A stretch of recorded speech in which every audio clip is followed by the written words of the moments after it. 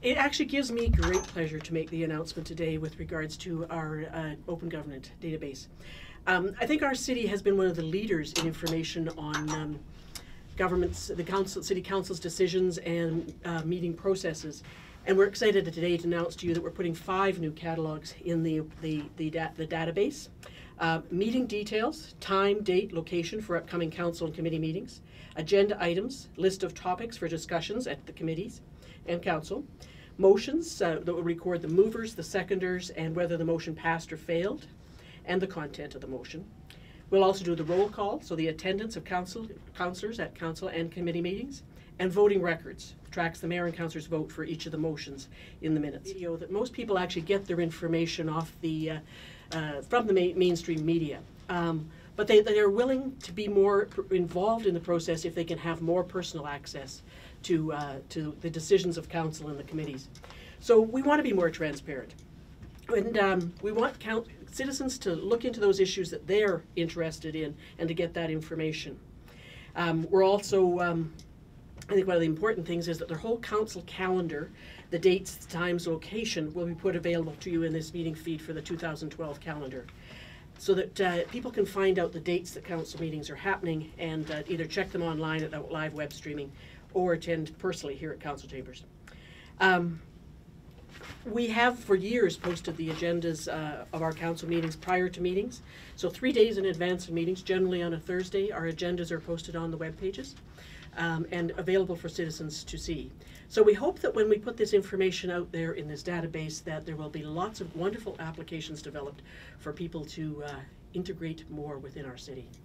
And I really want to thank all of the staff in the city who participated in preparing these information to go into the database.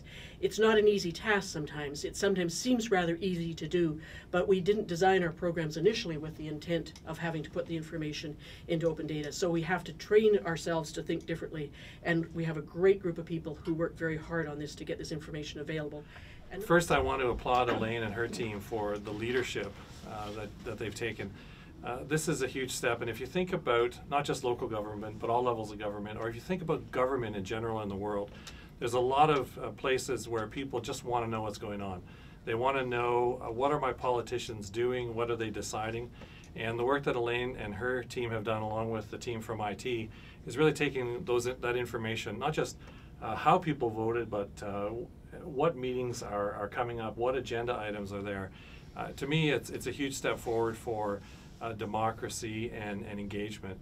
The City of Edmonton didn't just a couple of years ago decide, hey, let's be open and transparent. It's really been something that we have done since 1905 when the city was incorporated.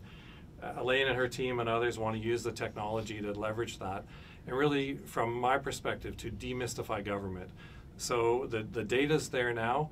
As Elaine was talking, I was tweeting all the details out. We really want to share with the world what we've done and the example that Elaine and her team have set, not just locally or nationally, but internationally. Open data and open government are just some of the tools that we use to articulate what it is we're doing. When you look at the data, when you look at the apps that will look at the data, it helps you understand what is happening in City Council. Sometimes people think it's mysterious what happens here, but it's pretty straightforward, and providing the information on what's coming up and what's been decided is really going to help people understand what decisions are made and how the City Council and politicians are working for them.